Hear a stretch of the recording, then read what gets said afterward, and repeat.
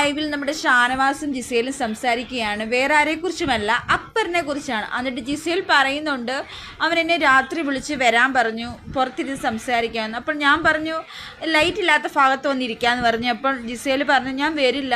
അപ്പോൾ ഷാനവാസ് ചോദിക്കുന്നു ആരാണ് അക്ബർ എന്ന്. പിന്നെ പറയുന്നു നമ്മുടെ ജിസേൽ ഷാനവാസിനോട് പറയുന്നു ഒനീലിനെ കുറിച്ചാണ് പറയുന്നത്. ആര്യൻ്റെയും നമ്മുടെ ജിസേലിൻ്റെയും കിസ് വിഷയം വന്നപ്പോൾ ഒനീലാണ് നിന്ന് എല്ലാം പരിഹരിച്ചത്.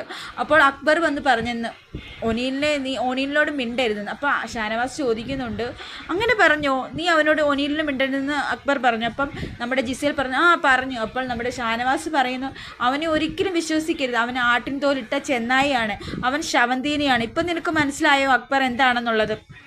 ജിസേൽ ഒരു എന്താ പറയുക, ഒരു കംപ്ലൈൻ്റ് ആയിട്ടോ അല്ലെങ്കിൽ ഒരു അക്ബറിനെ കുറിച്ച് നേരത്തെ ഒരു അലിഗേഷൻ പറഞ്ഞിരുന്നു.